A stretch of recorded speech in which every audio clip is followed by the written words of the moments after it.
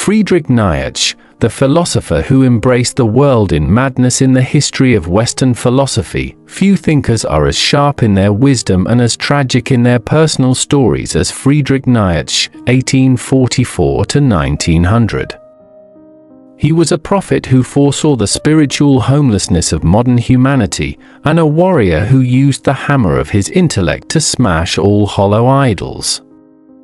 The final chapter of his life, however, unfolded like a Greek tragedy, intimately intertwined with the very philosophies he spent his life crafting. The forging of a mind, from prodigy to iconoclast. Nietzsche's early life was one of brilliant promise.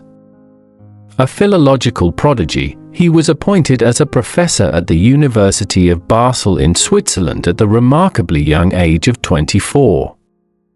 Initially, he was deeply influenced by the composer Richard Wagner and the philosopher Arthur Schopenhauer. But a truly independent and great mind cannot remain in another's shadow for long.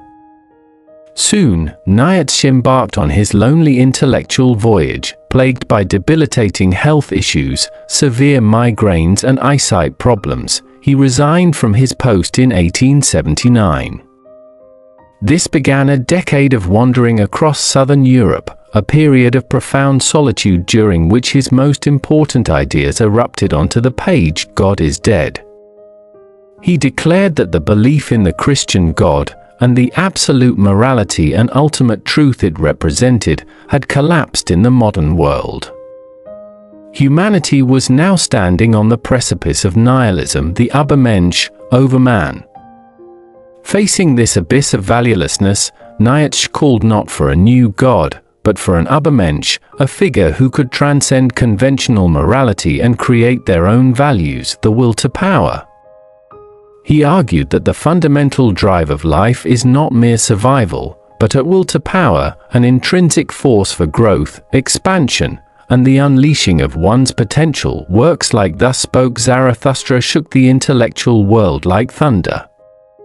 Yet, his voice found little echo in his own time, and the immense isolation, coupled with his suffering, relentlessly consumed him. A tragic finale, The Horse of Turin, and a philosophical crescendo on January 3, 1889. In Turin, Italy, an ordinary day became the dramatic endpoint of Nietzsche's philosophical life. In the Piazza Carlo Alberto, a coachman was savagely whipping an old horse that refused to move. A gentleman with a thick mustache and a weary expression witnessed the scene. It was Nietzsche. What happened next is one of the most dramatic and heartbreaking moments in the history of philosophy. Nietzsche rushed forward, threw his arms around the horse's neck, weeping uncontrollably as if to absorb all its pain, and then collapsed to the ground, completely broken. This act was his final gesture as a conscious philosopher. The event is laden with a profound and tragic irony. Nietzsche had spent his career fiercely critiquing pity, Mitleid, considering it a slave morality that weakened the spirit. Yet, at the precipice of his sanity, he responded to the world's raw suffering with the most primal, instinctive form of human compassion, adding to the pathos. In his own Thus Spoke Zarathustra, the protagonist also encounters a mistreated horse, whispering to it as a brother who shared the burden of existence. The real-life Nietzsche did not offer a philosophical soliloquy. He intervened with a final, devastating act. Epilogue. Silence. An echo. The Turin horse event was not the cause of Nietzsche's madness, but rather the final straw that broke a mind long burdened by the weight of its own thoughts and its solitary war against the world. For the next 11 years, Nietzsche lived in a state of profound mental darkness, cared for by his mother and sister until his death in 1900. Yet, the death of God he prophesied has become a defining condition of the modern era. His call to revalue all values continues to inspire and challenge us.